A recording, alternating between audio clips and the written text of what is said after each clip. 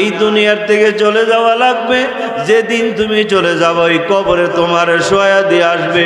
কেমন কবর রে, ওই চাইয়া দেখ, যেই কবরে একটা দরজা নাই, জানালা নাই, যেই কবরে বন্ধু নাই, বান্ধব নাই, মা নাই, বাবা নাই, যেই কবরে আমার আপনজন কেউ যাবে না, ওই কবরে আমাকে আপনাকে একা একা থাকা লাগবে।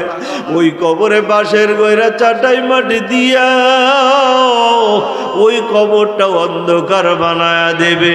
ওই কবর থেকে ভাগতেও পারবা না, ওই কবরের আযাব তুমি কমাইতেও পারবা না। ওই কবরে যদি তুমি গুনাহ নিয়ে যাও, ওই কবরে জাহান্নামের আগুন জ্বলবে আর নিভবে না। এরে ভাই ও পর্দার আড়ালের আম্মা জানেরা, যেই ঘরের দরজা দিয়ে একদিন মা লাল শাড়ি পরে ঢুকছিল, তোমারে কত মানুষ আইসা ঠান্ডা পানি খাওয়াইলো, শরবত পান করতে দিল, পাখা দিয়া তোমারে বাতাস দিল।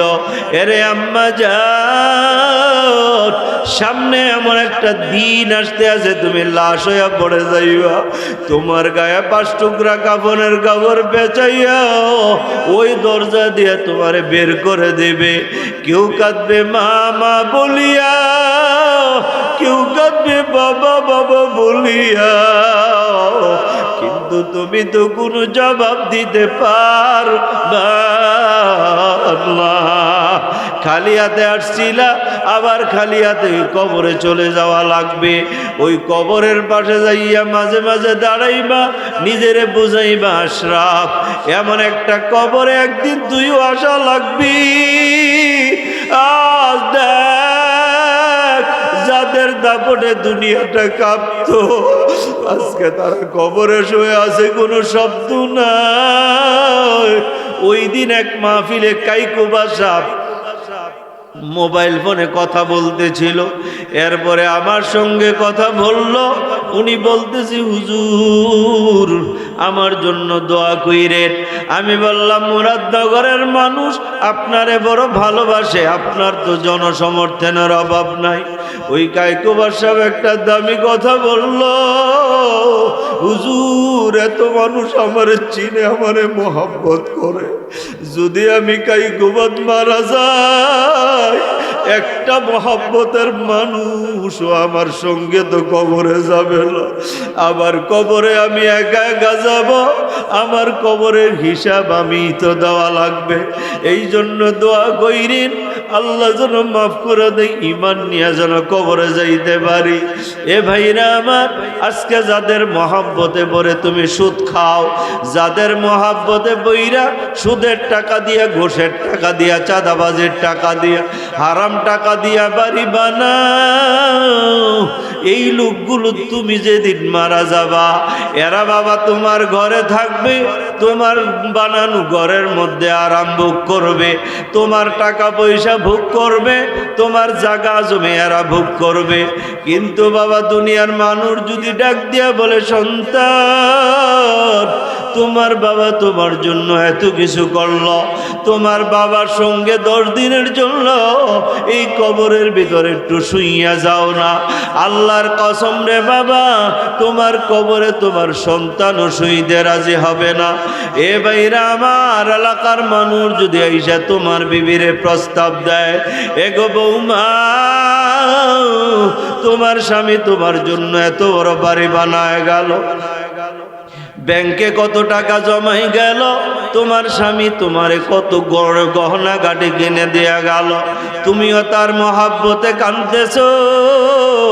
একটা কাজ করে, তুমি যেই রুমে থাকো, এই রুমের পাশে জানালার পাশে বাহিরে তোমার স্বামীর কবরটা আমরা খুঁড়ি, দেখবেন ওই মহিলাও চিৎকার দিয়া বলবেন, না না না, মানুষ মরলে যদি বাড়ির কাছে আর জানালার কাছে মাটি দেয়, সন্তানগুলো বাচ্চাগুলো ভয় পাবে। তোমরা গোরস্থানে কবর কইরা তারে মাটি দিয়া দাও। এ বাবা চিন্তার বিষয়, যেই বিবির জন্য এত কিছু করলাম, আজকে ওই বিবির রুমের পাশে জানালার পাশে আমার কবরটাও কইটাও আমার বিবি রাজি নাই। কার মহাব্বতে পড়িয়া সুদের টাকা আর ঘোষের টাকা হারাম টাকা কামাই করো, কার মহাব্বতে পড়িয়া এ হারাম উপায় তুমি বাড়ি বানাওয়ার জায়গা জোরাও। না রে ভাই, না না না। আল্লাহ বলে লা তাজিরু ওয়াজিরাতুন বিজরা উখরা, কেউ কারো গুনাহ বহন করবে না। তোমার আমল নিয়ে তুমি কবরে যাবা, তোমার গুনাহ নিয়ে তুমি কবরে যাইবা। তোমার কবরে বাবা কেউ যাবে না, তোমার হিসাব কেউ নিবে না, তোমার হিসাব কেউ বাবা দিবে না, তোমার গুনার বোঝা কেউ বহন করবে না, তোমার নেকিও তুমি কাউকে দিবা না। তোমার নেকি নিয়ে তুমি হাসরের ময়দানে উঠবা, তোমার গুনাহ নিয়ে তুমি হাসরের ময়দানে উঠবা। আল্লাহ তাআলা আমি হাসরের ময়দানে একটা পাল্লা তোমার আমার নেক আর বদি মাপার জন্য ফিট করবেন।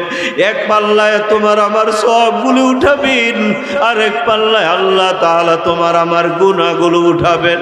আল্লাহ বলে বান্দা فأما من ثقلت موازينه فهو في عيشة راضية। এর বান্দা যদি তোর নেকের পাল্লাটা ভারী হয়, ও বান্দা তোর হিসাব লাগবে না, বিনা হিসাবে জান্নাতে চলিয়া যাবি। ওয়া আম্মা মান খাফফাত মাওয়াজিনুহু ফাউম্মুহু হাওিয়া।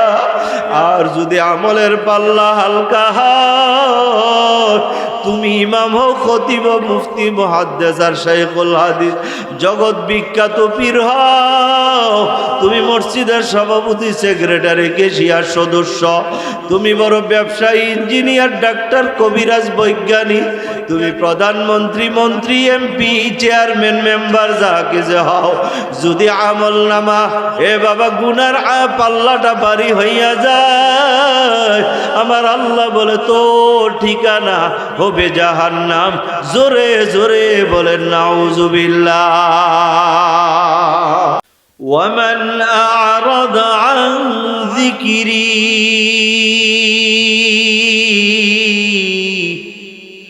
فإن له معيشة ضنكا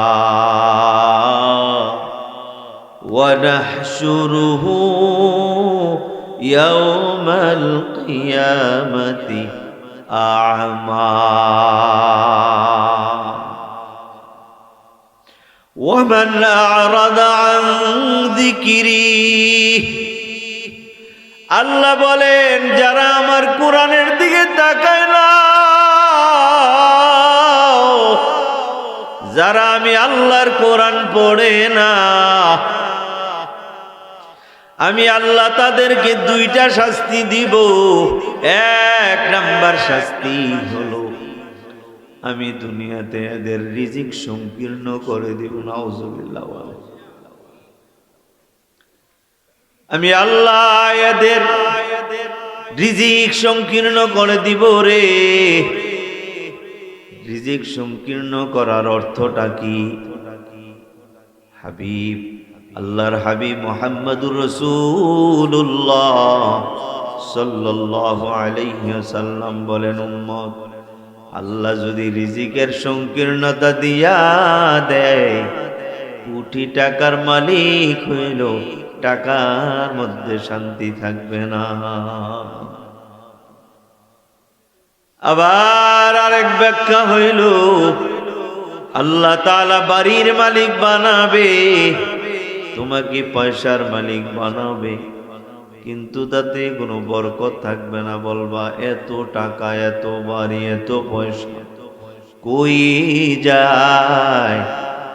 মাসে মাসে লক্ষ লক্ষ টাকা আমার কাছে আসে, কিন্তু থাকে না কেন? মুরব্বীরা এই কথাটাকে বলে স্বর্ণ দল্য ছাই হয়ে যায়। কি কথা ঠিক নেই? আর আল্লাহ তাআলা বলেন, ও দুনিয়ার বান্দা, ও দুনিয়ার বান্দিরা, আমি আল্লাহ তোদের সামনে দেখা দিতে পারবো না। আমারে দেখার জন্য তোদের মন পাগল থাকবে আমি জানি, কিন্তু বান্দা আমি আল্লাহ দেখা দিতে পারবো না বিদায় আমার কথাগুলো লেখা একটা কিতাব তোদের কাছে পাঠাই দিছি, তার নাম কোরআন। কথা বুঝেন নাই? আল্লাহ বলে, বান্দা আমারে না দেখা ওই শেষ রাত্রে তাহাজ্জুদের নামাজ পড়বা আর বলবা, আল্লাহ কই কই কই তোমারে কেন পাই না? ও আল্লাহ তোমার বানানো গাছ দেখি, তোমারে কেন দেখি না? দুনিয়ার যেই মেস্তুর গুলো বাড়ি বানায় এদেরকে তো আমরা দেখি, বাড়িও দেখি। এই দুনিয়া তুমি বানাইলা, আমারও বানাইলা, আল্লাহ তোমারে আমি কেন দেখি না? কথা ঠিক কিনা?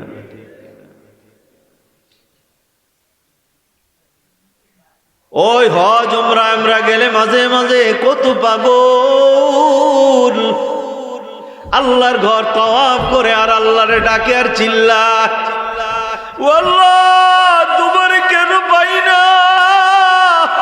তোমারে পাওয়ার জন্য কত জায়গায় গেলাম, ওই টঙ্গীর বিশ্বস্তমায় গেলাম পাই নাই, চরমনের ময়দানে গেলাম, সোনাকান্দা গেলাম, দান্তি গেলাম, ও আল্লাহ পাই নাই, কত জায়গায় গেলাম পাই নাই।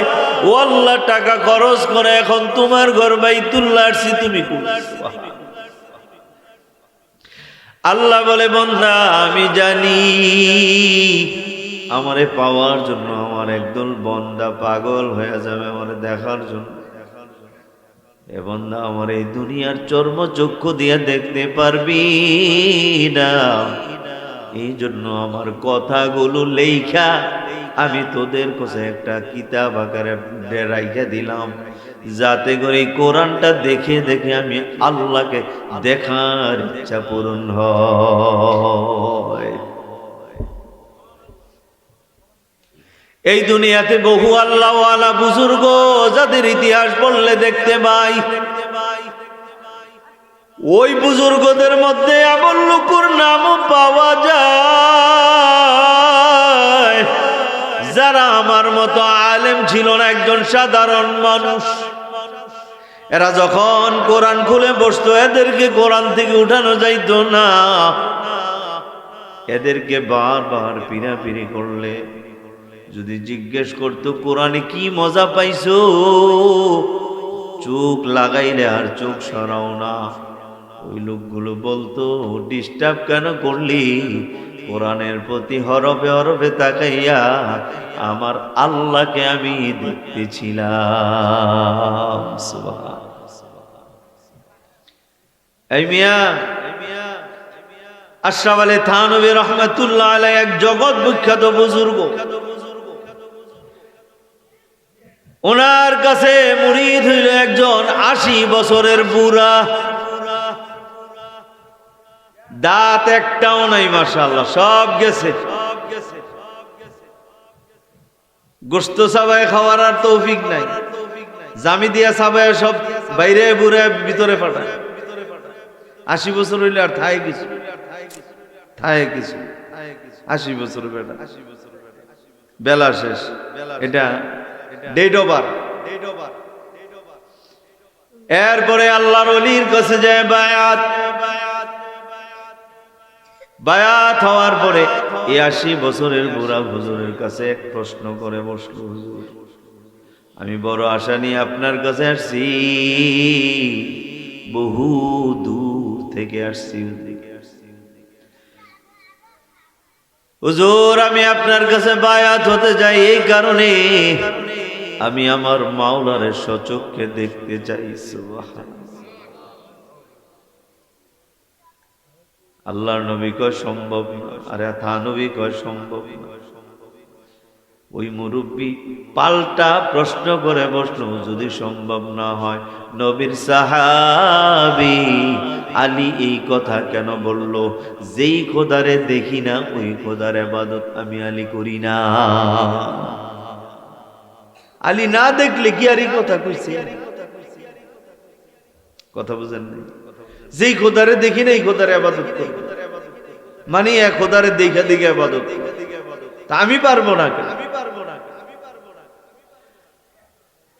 এরপরে আবার ঘটনাও শোনায়, আলীর পায়ের মধ্যে তীর বিঁধে গেল, ওই তীর কেউ খুলতে পারে না। সবাই সিদ্ধান্ত নিল আলী নামাজে দাঁড়াইলে তীর খোলা যাবে। আলী যখন নামাজে দাঁড়াইল, পাও কাইটা তীর বের করে আবার পাও শিলাইল, একটু লড়ে নাই। নামাজ শেষ হওয়ার পর আলী জিজ্ঞেস করে, আমার পায়ের তীর কোথায়? নবীর সাহাবীরা জবাব দেয়, আলী তুমি যখন নামাজে দাঁড়াইছো তোমার পা কাইটা তীর বের করছে, আবার সেলাই করছে, তুমি কি খবর পাও নাই? আলী বলে, আমি তো আমার মাওলার দিকে তাকাইছিলাম, আমি তো আমার আল্লাহর দিকে দিকে নামাজ পড়ি। আল্লাহর কসম আমি বলতেও পারবো না কোন সময় আমার পাও কাটলা তীর বের করলা।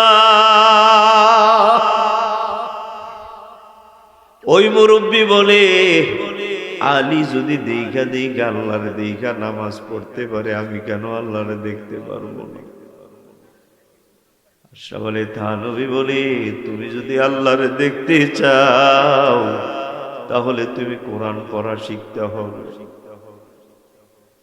হুজুর 80 বছর বয়স কেমনে শিখবো? হুজুর বলে, চেষ্টা করো। এরপরে একটা কায়দা কিনলো, বগদাদি কায়দা, মনে আছে কি? বগদাদি কায়দা, এখন নাদিয়া কায়দা, আগে বগদাদি কায়দা। এই বগদাদি কায়দা কিনা ওনার বাড়ির মসজিদের ইমাম সাহেবের কাছে সবক নিয়ে পড়তে শুরু করলো।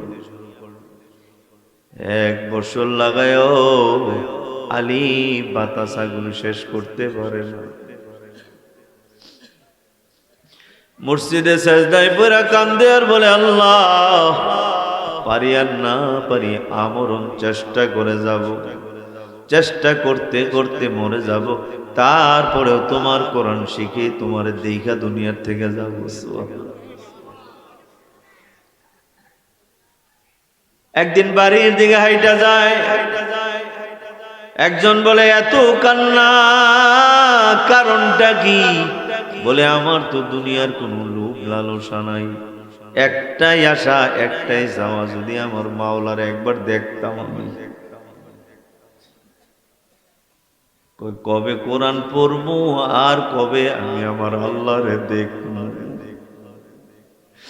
ওই লোকটা ডাক দিয়া বলে, তাও তো তোমার হায়াতে বের নাও বাইতে পারো, কি করা যায়? ওই লোকটা ডাক দিয়া বলে, ভাই তুমি বাজার থেকে একটা কোরআন শরীফ কিনা ঘরে রাখো। ওই কোরআনটার দিকে মাঝে মাঝে তাকায় বইল, আল্লাহ এই কোরআনে যা কইছো সব সত্য কইছো, চোখ থেকে অন্ধ আমি পড়তে পারি না। সোজা চলে গেল বাজারে, এমন একটা 30 পারা কোরআন শরীফ কিনাল, সুন্দর করে একটা কাপড় দিয়ে পেঁচায়া, ঘরটা সনের ঘর, পাতা দিয়ে বেড়া দাও, তাক না আলমারি নাই, কিচ্ছু নাই, তক্তা দিয়ে একটা তাক বানাইছে, কোরআন শরীফটা সেখানে রেখে দিল। রাতের বেলা এখন থেকে আর ঘুমায় না, 80 বছরের বুড়া।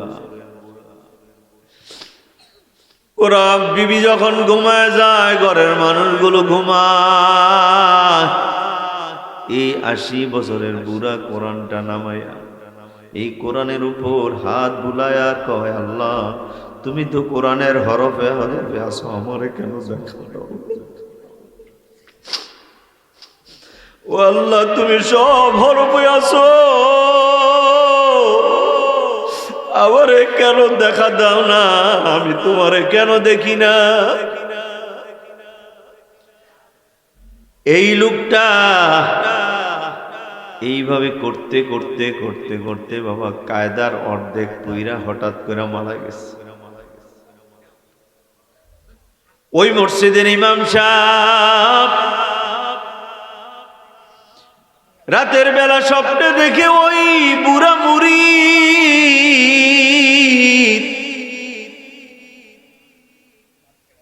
কবরের ভিতরে জান্নাতের বাগানে বিচরণ করে রে। ইমাম সাহেব জিগায়, আল্লাহ তোমারে কি আচরণ করল? ওই বুড়া মিয়া কয়, আল্লাহ আমার সঙ্গে ভালো আচরণ করছে। কই কি আমলের বিনিময়ে? আগের পরিচয়। কি কয়? আগের পরিচয়। আগের পরিচয় মানে হুজুর আমি আপনার কাছে বলি নাই, আমি রাতের বেলা ঘরের সবাই ঘুমায় গেলে ওই তাকের উপর থেকে কোরআনটা নামায়া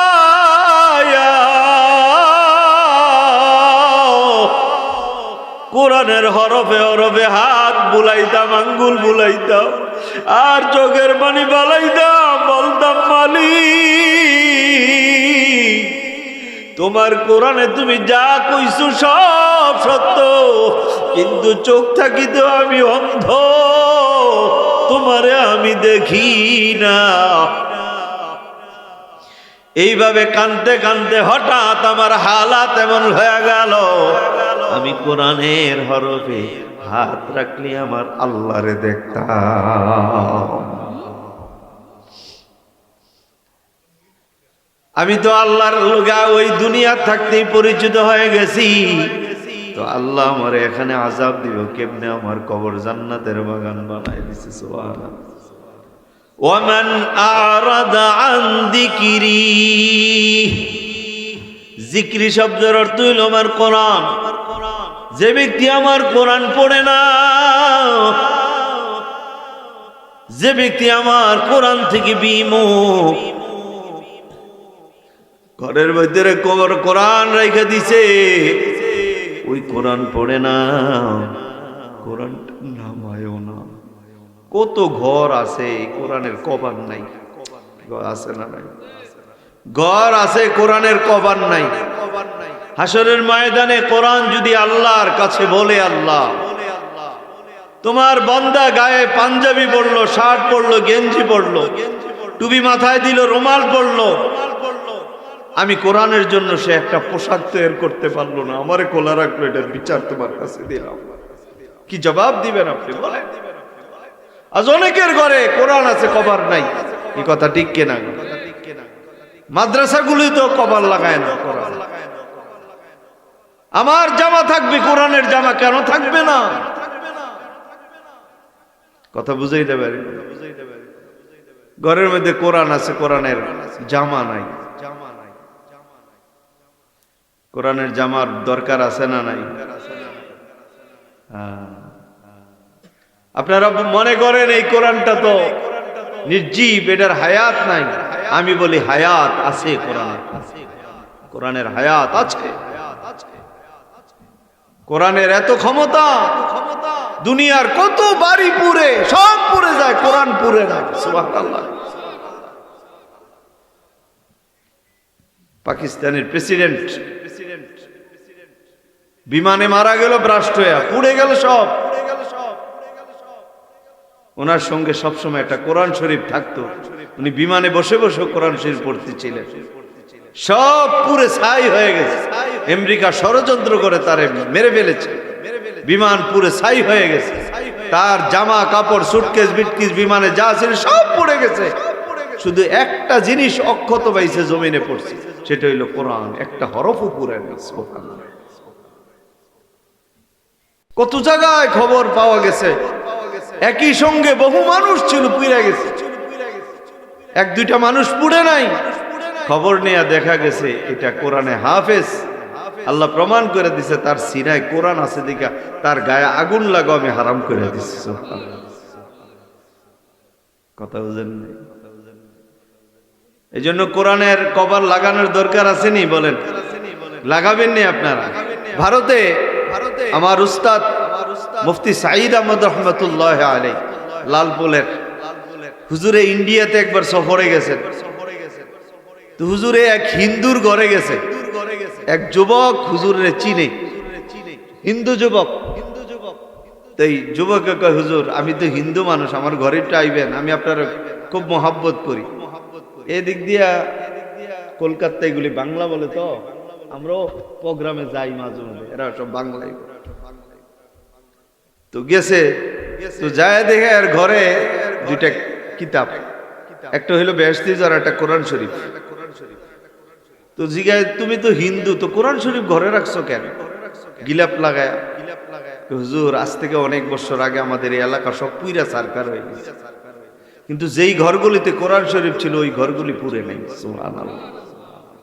এরপর থেকে আমাদের এই এলাকার সব হিন্দুরাই ঘরে একটা কোরআন শরীফ রাখে, গিলাপ পেছায় সুন্দর করে। সুবহানাল্লাহ। ঘরে কোরআন রাখেন। আল্লাহ তাআলা এই ঘরকে জিনের আসর থেকে হেফাজত করবে, এই ঘরকে জাদুটুনার আসর থেকে হেফাজত করবে, কুফুরির আসর থেকে আল্লাহ তাআলা হেফাজত করবে, ঠেড়াপড়া থেকে এই ঘরকে হেফাজত করবে, আগুন লাগা থেকে এই ঘরকে আল্লাহ তাআলা হেফাজত করবে, আসমানি গজব থেকে হেফাজত করবে, জমিনি গজব থেকে হেফাজত করবে, চোরের হাত থেকে হেফাজত করবে, ডাকাতের হাত থেকে হেফাজত করবে। আল্লাহ তাআলা বেবরকতি ঘর থেকে দূর করে দিবে। আল্লাহ তাআলা সব গজব ঘর থেকে দূর করে দিবে। আল্লাহ তাআলা সব ফিতনা দূর করে দিবে। আল্লাহ ঘরে রহমত নাজিল করবে, আল্লাহ তাআলা বরকত নাজিল করবে। একটা সময় আমাদের এই সমাজটা এমন ছিল, সকালবেলা বের হইলে প্রত্যেক ঘরের দরজা থেকে একটা আওয়াজ বের হইতো, গুনগুন গুনগুন করে। বুড়া বুড়া মানুষগুলো কোরআন শরীফ পড়তো, চোখে দেখে না, লাইট নাই, বাল্ব নাই, বাতিও নাই, দরজা খুইলা ঝাপসা ঝাপসা আলোতে কোরআনটা কিছু পইড়া তারপরে গরুর ঘরে যাইতো, গরুর ঘরে গোবর সাফ করতো, গরুগুলিকে বাইর করতো, এদেরকে পানি খাওয়াইতো, এরপরে কাজ করতো, প্রথমে কোরআন পড়তো। কথা ঠিক কিনা? এরা যদিও অসহি পড়ছে কোরআন, যদিও পড়া এত সহি ছিল না, কিন্তু কোরআনের প্রতি এত মহাব্বত। আমার দাদিকে দেখছি প্রায় 100 কত বছর, 5 বছর বয়সে আমার দাদি মারা গেছে। সব সময় কোরআনটা নিয়ে খিড়কির পাশে, জানালা তো ছিল না ভাই, বাতা দিয়া বেড়া বানাইছে, সন দিয়া চাল দিছে, আবার জানালা কোত্থেকে খিড়কি কাটে। আশ্চর্যের বিষয় হলো, ছেলে কিন্ডার গার্ডেনে পড়ে, মেয়ে কিন্ডার গার্ডেনে পড়ে, এরা সাজবে, মেয়ে মা সাজে কেন? এই কারণে ওইখানে যে গল্প মারতে সহজ হয়। কথা ঠিক কিনা? ফিল্ডিং মারে ওইখানে।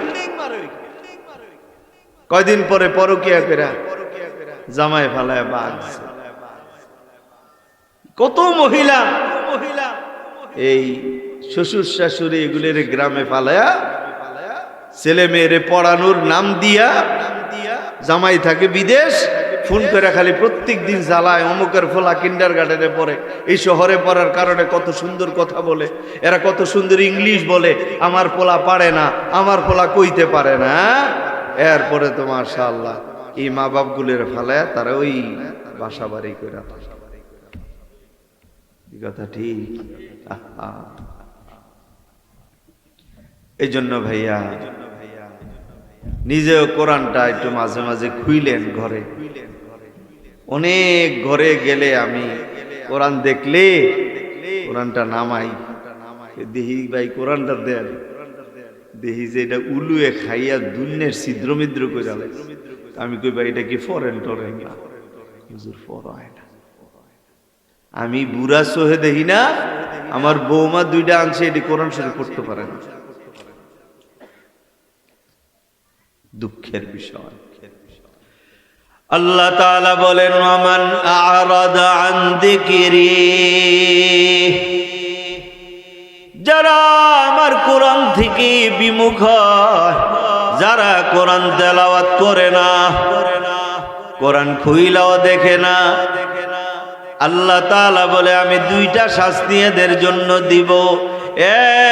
1 নাম্বার শাস্তি হইল আল্লাহ তাআলা বলেন আমি এদের দুনিয়াতে রিজিক সংকীর্ণ করে দিব। নাউজুবিল্লাহ বলেন। এক নাম্বার আমি ওফা ইন্না লাহু মাঈশাতান দানকা, এদের রিজিক আমি সংকীর্ণ করে দেব। ও ব্যবসায়ী ভাই শুনে নাও, যদি দোকানে বসে কোরআন পড়ো ব্যবসার প্রশস্ততা আল্লাহ বাড়ায় দেবে। এ চাকরিজীবী ভাই চাকরি চেয়ারে বসে যদি কোরআন পড়ো আল্লাহ তাআলা চাকরিতে প্রশস্ততা বাড়ায় দেবে, প্রমোশনের ব্যবস্থা করে দেবে, বেতন বেশি হওয়ার ব্যবস্থা করে দেবে। এ প্রবাসী ভাই, ও প্রবাসী ভাই, যারা প্রবাস জীবনে থাকো কাজে যাওয়ার আগে কোরআনের 2-3টা আয়াত পড়ে যাও। আবার রাতের বেলা ঘুমানোর আগে কোরআনের 1-2টা আয়াত পড়ে ঘুমাও। আল্লাহ তাআলা এই প্রবাস জীবনে যা কামাই করবা তার মধ্যে বরকত দিবে। মালিক যদি তোমার ঠিক না থাকে মালিকের মন ঠিক করে দেবে। তোমার থেকে যদি মালিকের মন উঠে থাকে আল্লাহ তাআলা মালিকের মনটা তোমার দিকে ঘোরায় দেবে। কোরআনের কারামতি দেখো নাই, কোরআনের মুজিজা তো দেখো নাই। কোরআন বড় ক্ষমতাধর, কারণ আমার আল্লাহর ক্ষমতা যত আল্লাহর কোরআনের ক্ষমতাও তত। কারণ আমার আল্লাহ হলো দুনিয়ার মালিক, দুনিয়ার সবচাইতে ক্ষমতাধর হইল আমার আল্লাহ। এই আসমান আমার আল্লাহর হুকুমে চলে, এই জমিন আমার আল্লাহর হুকুমে চলে, গাছ গাছালি আমার আল্লাহর হুকুমে চলে, এই চন্দ্র আল্লাহর হুকুমে চলে, সূর্য আমার আল্লাহর হুকুমে চলে, বাতাস আমার আল্লাহর হুকুমে চলে, পানি আমার আল্লাহর হুকুমে প্রবাহিত হয়। আল্লাহ বলে বান্দা ইন্নাল্লাহা আলা কুল্লি শাইইন কাদির।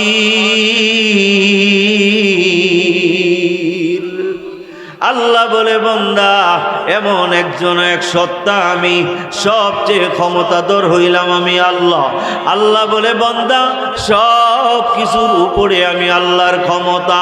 আমার যত ক্ষমতা আমার কোরআন, এটা আমার কালাম, আমার কথা, এইটার ক্ষমতাও আমার ক্ষমতা যদ্দূর, কোরআনের ক্ষমতা অদ্দূর।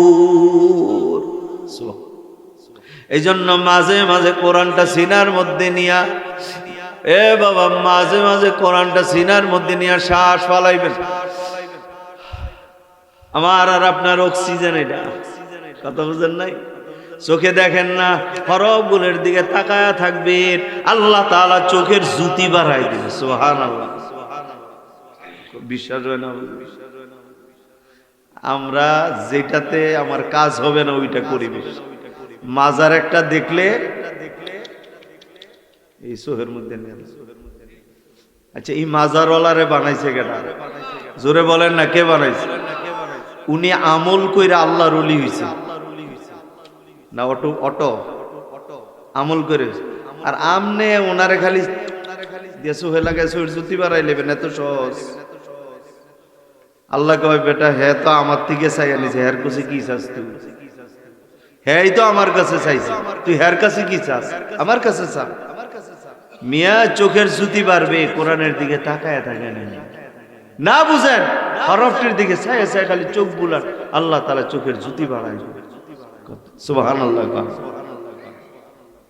ব্রাহ্মণবাড়িয়ার মুফাসসির হুজুর জীবনের শেষ দিন পর্যন্ত তাফসীর করে গেছে চশমা ছাড়া।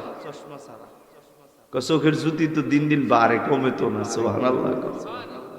আমরা এই বয়সে চশমা চলতে আমার আমল কম আছে, আমল কম। কথা বুঝেন?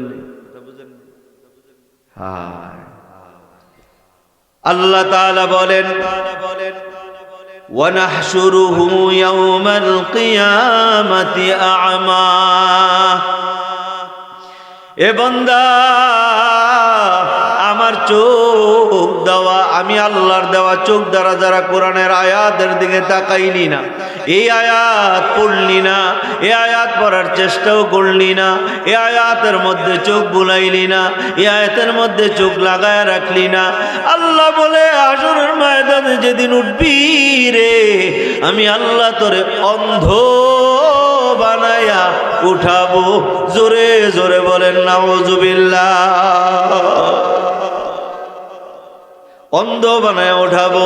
এই লোকগুলো যখন অন্ধ হয়ে উঠবে, দুনিয়াতে তো চোখ ছিল, এখন চোখ নাই, এই লোকগুলো আল্লাহকে ডাইকা বলবে, ক্বালা রাব্বি লিমা হাশারতানি আ'মা।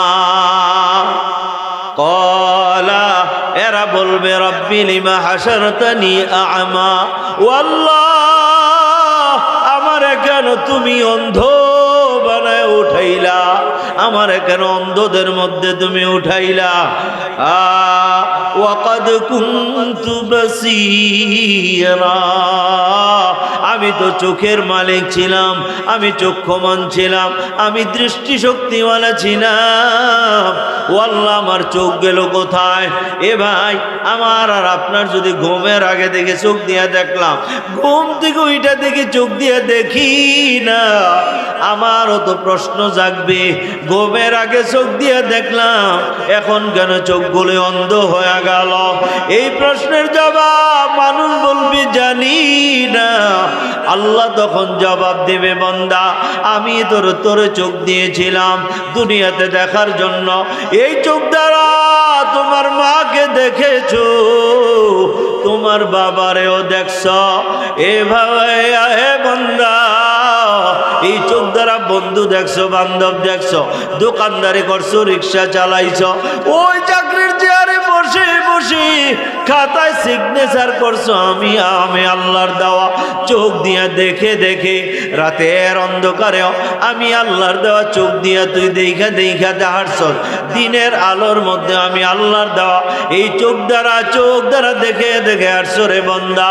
এর বান্দা, দুনিয়াতে যাদের চোখ ছিল না, এদেরকে কোনোদিন জিজ্ঞেস করস নাই, এ ভাই, তোর যে চোখ নাই, চলতে কি কষ্ট হয় না? তোরে যে তুই যে চোখ দিয়া দেখস না।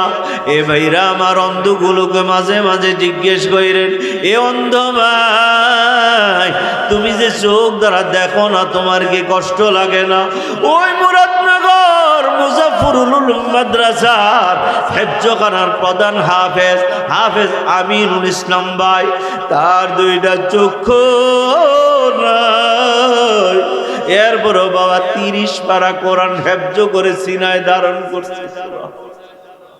আমি একবার জিগাই, ভাই, তোমার দুইটা চোখ নাই, কষ্ট কি লাগে না? কই না। আরেক অন্ধ আমার মসজিদে গেছে, যায় কয়, হুজুর, কোন তারাবি আছে? আমি কই, তুমি অন্ধ, তারাবি বিশ্রাও কেন? কয়, হুজুর, আমি একজন কোরআন হাফেজ। কোন জায়গা থেকে জিজ্ঞেস করবেন আপনি আমারে জিগা? আমি মনে করলাম আমার সঙ্গে মস্কারি করে বুঝি। আমি তারে কয়েক জায়গা থেকে প্রশ্ন করলাম, এই যুবক প্রশ্ন করার আগে জবাব দিয়া। আমি তখন চোখের পানি রাখতে পারি না। আজ আমাদের চোখ থেকে আমরা কোরআন হেফজ করতে পারলাম না। এই যুবক চোখের দুইটা আলো নাই, অন্ধ হইয়া কেমনে এই 30 পারা কোরআন মুখস্থ করলো? আমি জিজ্ঞেস করি, আল্লাহ যে তোরে চোখ দেয় নাই, তোর কি কোনো অভিযোগ নাই? যুবক বলে, না হুজুর, কোনো অভিযোগ নাই, একটা জায়গা যাই সহ্য করতে পারি না, বড় কষ্ট হয়। আমি কইলাম, এটা কোন জায়গা? হুজুর, আপনারা বলেন, যদি কোনো সন্তান মা বাবার চেহারার দিকে মায়ার নজর দিয়া তাকায়, ওই আল্লাহ ওই সন্তানের আমলনামায় একটা কবুল হজের সওয়াব লিখে দেয়। আমি আমার মার কাছে যাইয়া প্রত্যেক দিন মারে ডাকি আর বলি, মা, তুমি আমার কাছে আসো। মা আমার কাছে আসলি আমি আমার মার চেহারাতে হাতটা বুলাই, আমার মা বলে হাত দিয়ে আমার চেহারাতে কি বিশ্রাও।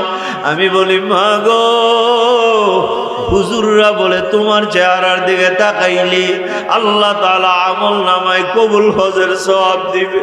এমন টাকা নাই যেই টাকা খরচ করে আমি আল্লাহর ঘর তওয়াফ করতে যাব। কোনদিন আমারে আল্লাহ তৌফিক দিবি কিনা জানি না রে মা। মন তো কাঁদে।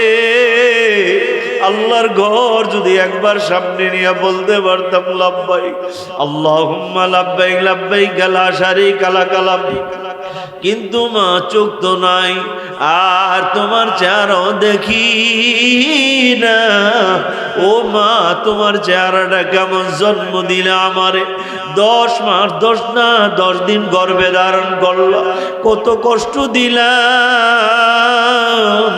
ও মা, তোমার রক্ত পানি করা দুধ খাইয়া বড় হইলাম, একবার তোমার চেহারাটা দেখলাম না।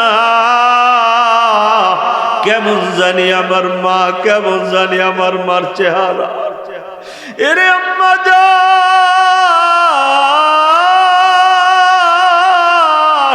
হাসরের ময়দানে যদি আমার আল্লাহ আমারে জিগায় তোর আমল নামায় হজের সওয়াব নাই কেন, আমি বলবো আল্লাহ তুমি আমারে চোখ দাও নাই কেন। যদি চোখ দিতা, টাকা না থাকলেও তো আমার গর্ভধারিণী মা, যেই মা আমারে গর্ভে ধারণ করলো, ওই মার চেহারার দিকে তাকাইতাম। আমার মার চেহারার দিকে, বাবার চেহারার যদি দিকে তাকাই, আমার আমল নামায় তো হজের সওয়াব লেখা হইতো। আমারে কেন তুমি চোখ দাও নাই? ও কলিজার টুকরা যুবক ভাই, আল্লাহ তোদেরকে কত সুন্দর 2টা চোখ দিছে। এই চোখগুলি দিয়ে আজকে রাস্তায় দাঁড়াইয়া দাঁড়াইয়া যুবতী মেয়েদের দিকে তাকাও। আমার আল্লাহ কেমন জানি বলতে চাই, যুবক না না, আমি আল্লাহর দেওয়া চোখ দিয়ে বেগানানের দিন নারীর দিকে তাকানো, এই জন্য আমি দেই না। এই চোখ দিয়া দেখা দেখা হাইটা হাইটা মসজিদে যাওয়ার জন্য চোখ দিয়েছি। এই চোখ দ্বারা আলেম ওলামাদের দিকে তাকাবি, এই চোখ দ্বারা আমি আল্লাহর কালাম দেখে দেখে পড়বি। এই চোখ দ্বারা তুই তোর মার বাবার চেহারার দিকে রহমতের নজর দিয়া তাকাবি। এরে যুবক, এই দুনিয়ার যদি কোটি কোটি মহিলার দিকে তাকাও, আমল নামায় কোটি কোটি জিনার লেখা হবে। হাজার হাজার মেয়ে মহিলাদের দিকে তাকাও, হাজার হাজার জিনার গুনাহ লেখা হবে। আল্লাহর কসম রে যুবক, এ হাজার হাজার বার যদি তোর মার চেহারার দিকে তাকাইতি, আল্লাহ তাআলা হাজার হাজার হজের সওয়াব তোর আমল নামায় লিখে দিত। আজ পোলাপা মা বাবার চেহারার দিকে মায়ার নজর দিয়া তাকায় না, চাইলেও চোখ রাঙ্গায়া তাকায়, দমকের সুরে তাকায় না। না, আমার আল্লাহর কালাম খুলে দেখ, কালামে আল্লাহ বলেন ফালা তানহারহুমা, এ নাফরমান, মা বাবারে কোনোদিন দমক দিবি না। দমক দিলে আমি আল্লাহ কষ্ট পাই। কোনদিন মা বাবার সামনে করু কথা বলবি না। কৌলান কারীমা, ভদ্রভাবে কথা বলবা, নরমভাবে কথা বলবা, এটা আমার আল্লাহর হুকুম। কোন আল্লাহ? যে আল্লাহ তোমারে বানাইছে, আমাকে বানাইছে, তোমার চোখের মালিক, তোমার হাতের মালিক, তোমার পায়ের মালিক, চোখের মালিক, তোমার জবানের মালিক যে আল্লাহ, ওই আল্লাহর হুকুম মা বাবারে দমক দিবি না, এটা তোদের জন্য আমি হারাম করে দিলাম। আল্লাহ বুঝাইতে চাইলেন, বান্দা সুদ খাওয়া যেমন হারাম, ঘুষ খাওয়া যেমন হারাম, এরে বান্দা হারাম খাওয়া যেমন আমি আল্লাহর কাছে দণ্ডনীয় অপরাধ। মা বাবারে দমক দেওয়া, মা বাবার সঙ্গে রুরু কথা বলা, এটাও এইভাবে দণ্ডনীয় অপরাধ, এটাও হারাম। এই হারাম কাজ যারা করবে, আল্লাহ রাব্বুল আলামিন বলে দুনিয়ার থেকে আসার সময় আমি তারে কালেমা নসিব করব না। জোরে বলেন নাউযুবিল্লাহ। ওয়ামান আরাদা আন যিকরি ফাইন্না লাহু মাঈশাতান ضنكا ونحشره يوم القيامة أعمى قال رب لم حشرتني جعلتني أعمى وقد كنت بصيرا হাশরের ময়দানে এই লোকগুলো অন্ধ হয়ে উঠবে যারা এই চোখ দিয়া কোরআনের হরফগুলোর দিকে তাকায় নাই, কোরআনটা খুইলা খুইলা তাকায় নাই, কোরআনটা পড়ার চেষ্টা করে নাই। এরা অন্ধ হয়ে যখন উঠবে এরা বলবে, আল্লাহ আমার তো চক্ষু ছিল দেখতাম, এখন কেন তুমি অন্ধ করে উঠাইলা? আমি এখন কেন চোখ দ্বারা দেখি না?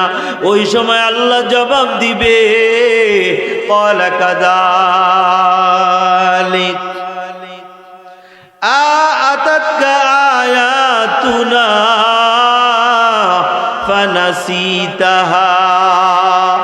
এরে বান্দা, দুনিয়াতে যেমন চোখ ছিল আজ তোমার নাই, আমারে ডাকতেছ আমি আজকে শুনবো না কেন? বলে দুনিয়াতেও তোমার ঘরে আমার কোরআনটা গেছিল, তুমিও আমার কোরআনের দিকে তাকাও নাই, কোরআনটা ভুলে গিয়েছ, তাই আজ আমিও তোমারে ভুলে গেলাম। কোরআনকে যারা স্মরণ রাখবে, আল্লাহ বলে হাশরের ময়দানে আমিও তাদেরকে স্মরণ রাখবো। যারা কোরআনকে দেখবে না, আমি আল্লাহ হাশরের ময়দানে তাদের দিকে দেখব না, সোজা সাপটা হিসাব। কথা বুঝেন নাই? আল্লাহ কয়, বান্দা কাযালিকা আতাতকা আয়াতুনা ফানাসিতাহা, তোমার ঘরে কোরআন গেছিল তুমি ভুলে গেছো, কোরআন পড়তে ভুলে গেছো, তুমি কোরআন পড়ো নাই। ওয়াকাযালিকা ইয়াউমা তুনসা, আল্লাহ বলে বান্দা দুনিয়াতে যেমন ভুলছো আমি আজকে ভুলে গেলাম। চোখ নাই আমার দেখারও দরকার নাই, যা তোরে আমি ভুইলা গেলাম। জোরে কর নাউযুবিল্লাহ। ওয়াকাযালিকা নাজজি মান আসরাফা, আল্লাহ বলে আর দুনিয়াতে যারা ইসরাফ করবে, অপব্যয় করবে, এদের প্রতিদান এমন হবে এরাও অন্ধ হয়ে উঠবে। ওয়ালাম ইউমিন বিআয়াতি রাব্বিহি, আর তাদের রবের আয়াতের উপরে তারা ঈমান আনতো না, বিশ্বাস করতো না, মনে করতো হুজুররা যা কর সব কি আর সত্য বুঝলা যায়। ইমাম শাফি রহমাতুল্লাহ আলাইহির মা আয়াত পড়ার পরে বাবা পাগলের মতো হয়ে গেলেন। সন্তানকে ডাক দিয়া বলেন, সন্তান তুমি আলেম হওয়া লাগবে, অন্য কিছু হওয়ার দরকার নাই। এমন একজন লোকের কাছে আলেম হইবা রে, যিনি দুনিয়ার মধ্যে সবচাইতে বড় বুজুর্গ, খবর লাগাও। ইমাম শাফি রহমাতুল্লাহ আলাইহির জন্ম মক্কায়। খবর লাগায় দেখলো ইমাম মালিক রহমাতুল্লাহ আলাইহি, উনি মদিনায় অনেক বড় আলেম, অনেক বড় আলেম, নবীর রওজার পাশে বসে বসে মানুষকে ইলম শিখায়। সুবহানাল্লাহ। কোন হাদিসের মধ্যে তাআরুজ হয়ে গেল, দুই হাদিসের মধ্যে টক্কর লেগে গেলে ওযু করে ঘুমায়। স্বপ্ন যুগে আল্লাহর নবী দুনো হাদিসের জবাব মীমাংসা করে দেয়। ইমাম শাফি রহমাতুল্লাহ আলাইহি বলে, মা গো, খবর পাইছি একজন বড় আলেম আছে মদিনায়, নবীর রওজার পাশে বসে বসে মানুষকে ইলম শিখায়। মা বলে, বাবা ঘরে তোরে দেওয়ার মতো কিছু নাই, দুইটা কাপড় আছে, এই দুইটা কাপড় নিয়ে তুই চইলা যায় ইলম শিক্ষা করার জন্য। ভাঙ্গা ঘর মা, কেমনে থাকবা? এ মা, বাবাও নাই, কেমনে চলবা? মা জবাব দেয়, আল্লাহ তাআলা আমাকে চালাবেন, তুমি আমাকে নিয়ে টেনশন কইরো না। যাও যাও, তুমি ইলম কোরআন শিক্ষা করে আসো। মালিক ইবনে দিনার রহমাতুল্লাহ আলাইহির কাছে যাও। উনি চলে গেলেন মক্কা থেকে মদিনায়। ইমাম মালিক রহমাতুল্লাহ আলাইহির কাছে ইলম শিক্ষা শুরু করলেন। লাগাতার 12 বছর লাগায় ইলম শিখলেন, একবারের জন্য বাড়ি আসে নাই। মা বলছে ইলম শিখা যেদিন তোমার উস্তাদ বলবে শেষ, ওই দিন আসবা, এর আগে যদি আসো আমি মা তোমার সন্তান বলে স্বীকার করব না। ইমাম সাহেব রহমতুল্লাহ আলাইহি মা মদিনার দিকে ইলম শিক্ষা দেওয়ার জন্য রওনা করাই দিলেন। এই ভাঙ্গা ঘরে মুসল্লা বিছায়া আল্লাহর কালাম পড়ে পড়ে কান্দে আর বলে, আল্লাহ এই কালামের ইলম আমার সন্তানের সিনাই দিয়া দাও। আর এই জমানার মায়েরা সন্তানরে মাদ্রাসায় পাঠাইয়া টাচ মোবাইলে নাটক দেখা শুরু করে দেয়। কথা ঠিক কিনা কয়? ফোলা নাই, এমন সুবিধা হয়েছে। আগে তো ফোলা টানতো, আমিও মোবাইল চালাম, 1 ঘন্টা ফোলা, 2 ঘন্টা মা। এখন ফোলা মাদ্রাসায় মা 3 ঘন্টা, 24 ঘন্টা ফ্রি। জামাই থাকে বিদেশ, পাক করলে করবে, না করলে নাই। মাঝে মাঝে বাজারে ফোন দিয়া বিরিয়ানি না খায়া চালায় দেয়। কে কথা ঠিক কেনা? এগুলি আমাকে শহরে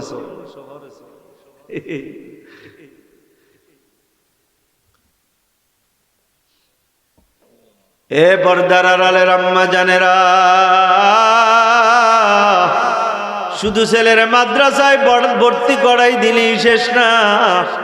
এ মা আল্লাহর কাছে কাঁদো আর বলো, আল্লাহ আমার সন্তানের সিনায় 30 পারা কোরআন ঢুকায় দাও, বুক থেকে সন্তানটারে মাদ্রাসায় পাঠায় দে। দোয়া করার দরকার আছে না নাই? এ বাবা, তুমি তোমার ছেলে মাদ্রাসায় পড়ে তুমি খাও বিড়ি, তুমি চাচো দাড়ি। আবার কত মাদ্রাসায় পড়ে ছাত্র তার বাবা সুদের কারবারি করে আসে না নাই? কেমনে আলেম হবে? না না না, মা বাবা যদি আমলি না হয়, সন্তান হাফেজ আলেম হওয়া বড় কঠিন। আমার মা আমারে মাদ্রাসায় পাঠাই, আমি মাদ্রাসা থেকে আসতাম, তখন বোর্ডিং ছিল না, আইসা যায় পড়তাম। আইসা দেখতাম আসরের পর আমার মা হাত উঠায় কান্দে। ছোট্ট ছিলাম, বুঝি নাই। হেদায়েতুন নূর বৎসর একদিন আমার মারে জিজ্ঞেস করি, সকালবেলা মাদ্রাসায় যাওয়ার সময় দেখি মুসল্লায় যান, আবার দেখি মুসল্লায়। মা বলে যাওয়ার সময় দোয়া করি, আল্লাহ আবার পোলারে ইলম শিক্ষা করার জন্য পাঠাইছি, তুমি হেফাজত করি। আসার সময় দোয়া করি, আল্লাহ সহি সালামতে আমার সন্তান আমার মুখে পাঠাই। মা বাবার কুরবানি না থাকলে ছেলে মেয়ে ভালো হাফেজ আলেম হয় না। কথা ঠিক কিনা কোন না? ইমাম শাফি রহমাতুল্লাহ আলাইহির মা ভাঙ্গা ঘর, স্বামী দুনিয়াতে বেঁচে নাই, সন্তান রে পাঠাই দিছি কোরআনের আলেম হওয়ার জন্য মদিনায়। 12 বছর যোগাযোগ নাই, টেলিফোন নাই, কিচ্ছু নাই। 12 বছর ইলম শিখা শেষ হওয়ার পর মনে করলেন এটা তো আমি থিওরিক্যাল পড়লাম, এ কোরআন বাস্তবে প্রয়োগ করার পদ্ধতি হুজুরের কাছে শেখা লাগবে। আবার হুজুরের কাছে রয়ে গেল আরো 7 বছর না 8 বছর। এ বাবা, এরপরে হঠাৎ করে নিজের মার জন্য মনটা অস্থির পাগল হয়ে গেল। আমার মা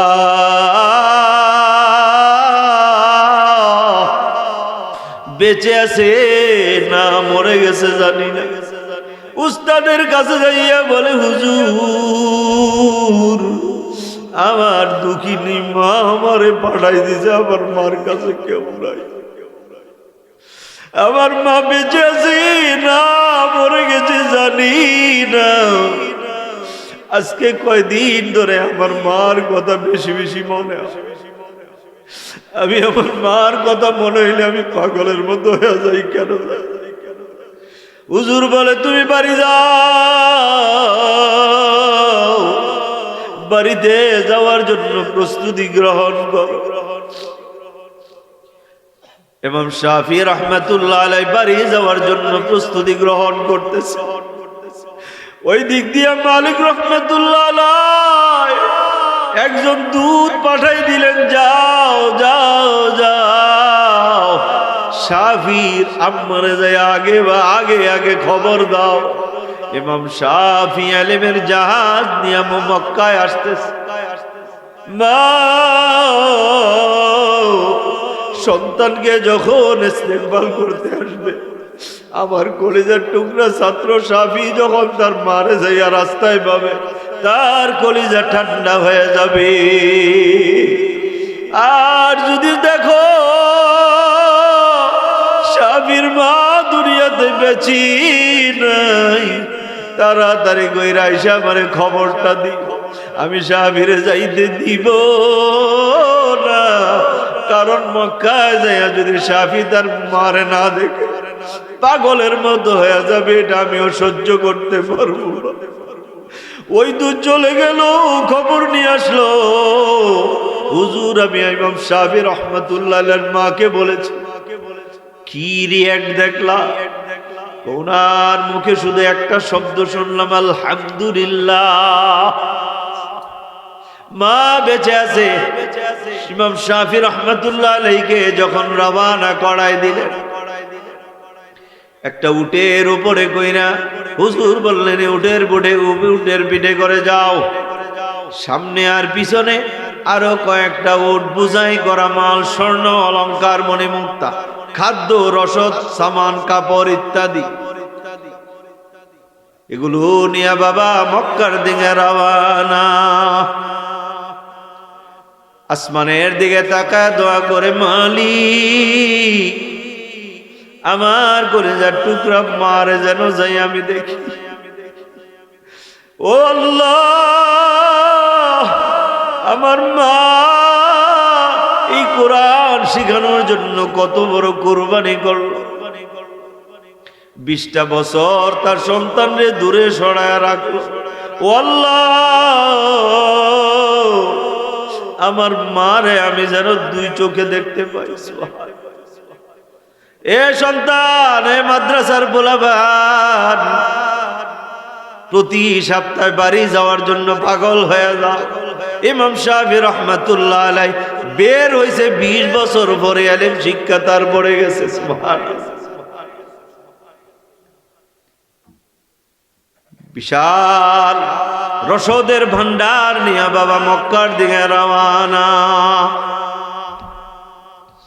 ইমাম শাফি রাহমাতুল্লাহ আলাইহি যখন মক্কায় ঢুকলেন, মক্কায় ঢোকার পরে বাবা বাড়ির রাস্তা দরবেশ, মক্কার পাশেই বাড়ি। এমন সময় দেখে কতগুলো মহিলা, ওই মহিলাগুলোর দিকে তাকাইয়া ইমাম শাফি রাহমাতুল্লাহ আলাইহি দূর দিকে দেখে তার মার গ্রান পাওয়া যায়। ইমাম শাফিরা ওইখান থেকে ডাক দেয়, আম্মু। ঘোড়া থেকে উঠ থেকে নাইমা দৌড়াইয়া যায়, নিজের মার চিনতে ভুল করে নাই। মা চিল্লান দিয়া বলে, আয় আয় আয়, 20 বছর তোর বিরহ বেদনা আমি সহ্য করতে আর পারি না। আয় আমার বুকে। পরক্ষণে দৃষ্টি পড়ল পিছনে, অনেকগুলো উট বুঝাই করা মাল। ইমাম শাফি রাহমাতুল্লাহ আলাইহি মার বুকে যাবেন এমন সময় মা ধাক্কা দিয়ে সরাই দিয়া বলে, আমার বুকে আসবি না। ইমাম শাফি রাহমাতুল্লাহ আলাইহি বলে, মা কি অন্যায় করলাম? ইমাম শাফি রাহমাতুল্লাহ আলাইহির মা জবাব দেয়, যখন আমার ঘর থেকে বের হয়ে গেছিলাম, আমার ঘরে কি দেখা গেছিলা? কই কিচ্ছু নাই, 2টা কাপড় ছিল, তাও তুমি আমারে বিক্রি করে দিয়ে দিছি। কিছু ছিল না, ভাঙ্গা ঘর ছিল।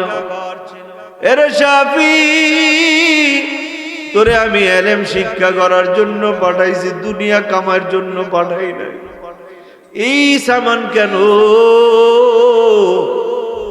আমার উস্তাদ আমারে হাদিয়া দিয়া দিছে তোমার জন্য। ইমাম শাফির মা বলে, না না না, আমি চাই তুমি যেই সুরতে ঘরে ঢুকছো, যেই সুরতে ঘর থেকে বের হইছো, ওই সুরতে আবার তুমি ঘরে ঢুকবা।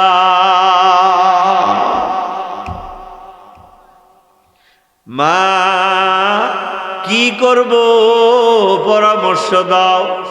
ওই মক্কায় এলান করে দাও, যাদের জামা কাপড় নাই আসো, জামা কাপড় দিব, স্বর্ণ অলংকার নাই দিব, খাদ্য নাই দিব।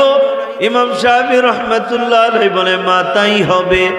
মার হুকুম অনুযায়ী এলান করে দিলেন।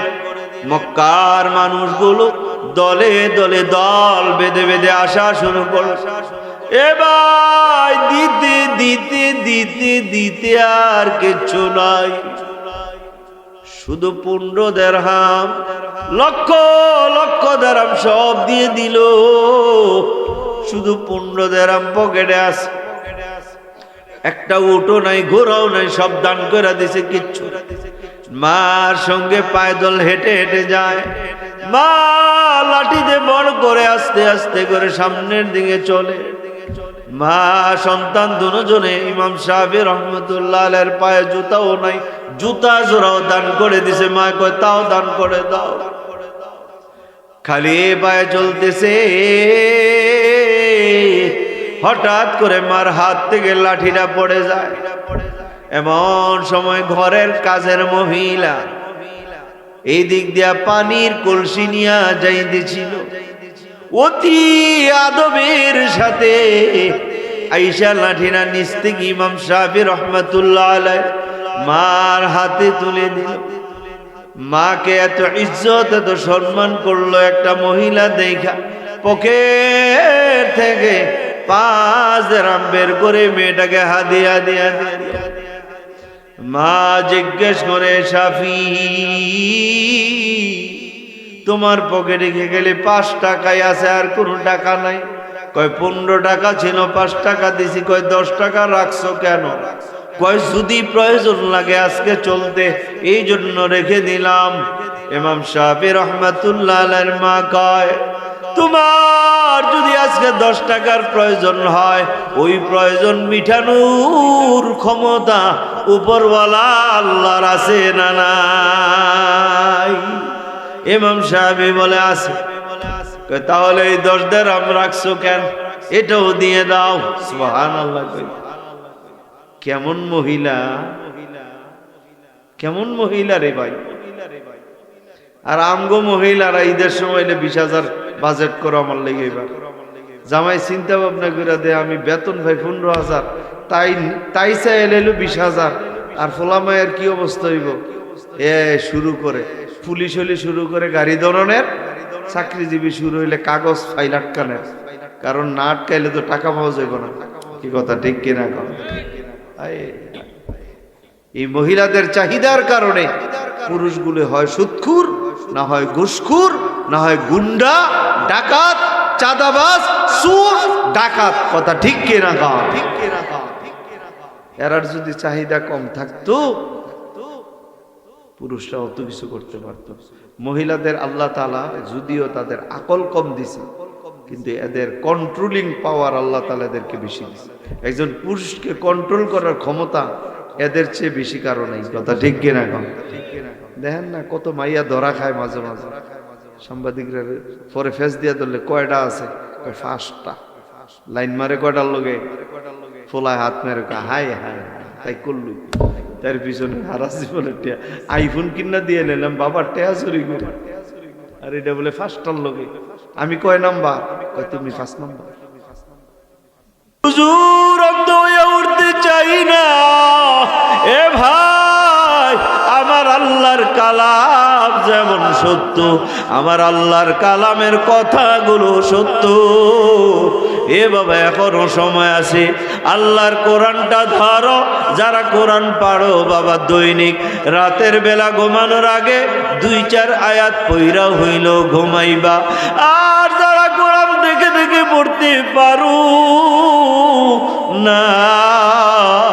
অনুরোধ করবো বাবা, যেই সূরাগুলো মুখস্থ বাড়া ওই সূরাগুলো বারবার পড়ো, এরপরে পরে ঘুমাও।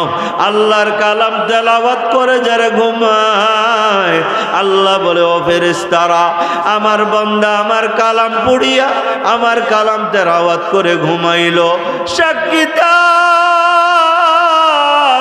আমি আমার বান্দার জিম্মাদারি আমি গ্রহণ করলাম।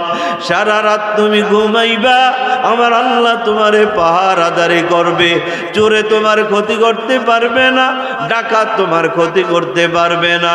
এ আল্লাহর বান্দা, আল্লাহর যত ক্ষমতা আল্লাহর কালামেরও তত ক্ষমতা। যারা কোরআন পাড়ো না, যেই সূরাগুলো সূরায়ে ফাতিহা পাড়ো, এ ভাইরা আমার সূরা ইখলাস কুল হুয়াল্লাহ সূরা পাড়ো। এই সূরাগুলো কমাস কম রাতের বেলা ঘুমার আগে 1-2 বার পড়া তারপরে ঘুমাইবা। আর কোরআন পারার আর পড়ার চেষ্টা করবা। হায়াত বেশি দিন কিন্তু ভাই নাই, এই দুনিয়ার থেকে চলে যাওয়া লাগবে। যেদিন তুমি চলে যাবো ওই কবরে তোমার শোয়া দিয়ে আসবে। কেমন কবর রে, জুই চাইয়া দেখ, যেই কবরে একটা দরজা নাই, জানালা নাই, যেই কবরে বন্ধু নাই, বান্ধব নাই, মা নাই, বাবা নাই, যেই কবরে আমার আপনজন কেউ যাবে না, ওই কবরে আমাকে আপনাকে একা একা থাকা লাগবে। ওই কবরে বাঁশের গয়রা চাটাই মাটি দিয়া ওই কবরটা অন্ধকার বানায়া দেবে। ওই কবর থেকে ভাগতেও পারবা না, ওই কবরের আযাব তুমি কমাইতেও পারবা না।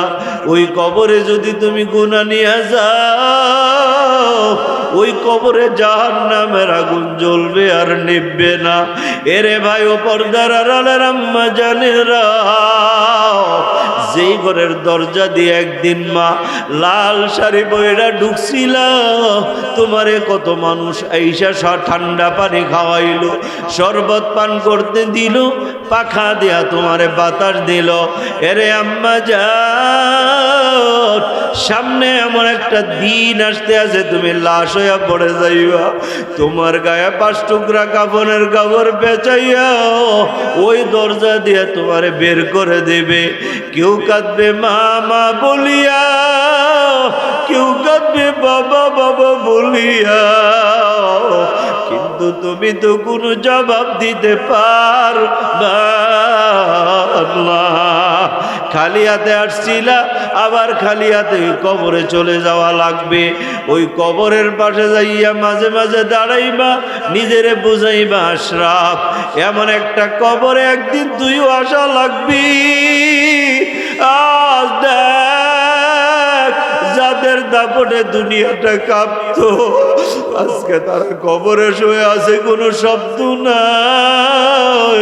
ওই দিন এক মাহফিলে কাইকুবা সাহেব মোবাইল ফোনে কথা বলতেছিল, এরপরে আমার সঙ্গে কথা বলল। উনি বলতেছি, হুজুর আমার জন্য দোয়া কইরেন। আমি বললাম, মুরাদনগরের মানুষ আপনারে বড় ভালোবাসে, আপনার তো জনসমর্থনের অভাব নাই। ওই কাইকুবা সাহেব একটা দামি কথা বলল, হুজুর এত মানুষ আমারে চিনে, আমারে মোহাব্বত করে, যদি আমি কাইকুবাত মারা যাই, একটা মোহাব্বতের মানুষও আমার সঙ্গে তো কবরে যাবে না। আবার কবরে আমি একা একা যাব, আমার কবরের হিসাব আমি তো দেওয়া লাগবে। এই জন্য দোয়া কইরেন, আল্লাহ যেন মাফ করে দেয়, ইমান নিয়ে যেন কবরে যাইতে পারি। এ ভাইরা আমার, আজকে যাদের মহাব্বতে পড়ে তুমি সুদ খাও, যাদের মহাব্বতে বইরা সুদের টাকা দিয়া, ঘোষের টাকা দিয়া, চাঁদাবাজের টাকা দিয়া, হারাম টাকা দিয়া বাড়ি বানাও, এই লোকগুলো তুমি যেদিন মারা যাবা, এরা বাবা তোমার ঘরে থাকবে, তোমার বানানো ঘরের মধ্যে আরাম ভোগ করবে, তোমার টাকা পয়সা ভোগ করবে, তোমার জায়গা জমি এরা ভোগ করবে। কিন্তু বাবা দুনিয়ার মানুষ যদি ডাক দিয়া বলে, সন্তান তোমার বাবা তোমার জন্য এত কিছু করলো, তোমার বাবার সঙ্গে 10 দিনের জন্য এই কবরের ভিতরে একটু শুইয়া যাও না। আল্লাহর কসম রে বাবা, তোমার কবরে তোমার সন্তানও শুইতে রাজি হবে না। এ ভাইরা, আমার এলাকার মানুষ যদি আইসা তোমার বিবিরে প্রস্তাব দেয়, এগো বৌমা, তোমার স্বামী তোমার জন্য এত বড় বাড়ি বানায় গেল, ব্যাংকে কত টাকা জমাই গেল, তোমার স্বামী তোমারে কত গহনা গাড়ি কিনে দেয়া গেল, তুমিও তার মহাব্বতে কাঁদতেছো। একটা কাজ করে, তুমি যেই রুমে থাকো, এই রুমের পাশে জানালার পাশে বাহিরে তোমার স্বামীর কবরটা আমরা খুঁড়ি, দেখবেন ওই মহিলাও চিৎকার দিয়া বলবেন, না না না, মানুষ মরলে যদি বাড়ির কাছে আর জানালার কাছে মাটি দেয়, সন্তানগুলো বাচ্চাগুলো ভয় পাবে, তোমরা গোরস্থানে কবর কইরা তারে মাটি দিয়া দাও। এ বাবা, চিন্তার বিষয়, যেই বিবির জন্য এত কিছু করলাম, আজকে ওই বিবির রুমের পাশে জানালার পাশে আমার কবরটাও কইটাও আমার বিবি রাজি নাই। কার মহাব্বতে পড়িয়া সুদের টাকা আর ঘোষের টাকা হারাম টাকা কামাই করো, কার মহাব্বতে পড়িয়া এ হারাম উপায় তুমি বাড়িয়ে বানাওয়ার জায়গা জোরাও। না রে ভাই, না না না, আল্লাহ বলে লা তাজিরু ওয়াজিরাতুন বিজরা উখরা, কেউ কারো গুনাহ বহন করবে না। তোমার আমল নিয়ে তুমি কবরে যাবা, তোমার গুনাহ নিয়ে তুমি কবরে যাইবা, তোমার কবরে বাবা কেউ যাবে না, তোমার হিসাব কেউ নিবে না, তোমার হিসাব কেউ বাবা দিবে না, তোমার গুনার বোঝা কেউ বহন করবে না, তোমার নেকিও তুমি কাউকে দিবা না। তোমার নেকি নিয়ে তুমি হাসরের ময়দানে উঠবা, তোমার গুনাহ নিয়ে তুমি হাসরের ময়দানে উঠবা। আল্লাহ তাআলা আমি হাসরের ময়দানে একটা পাল্লা তোমার আমার নেক আর বদি মাপার জন্য ফিট করবেন।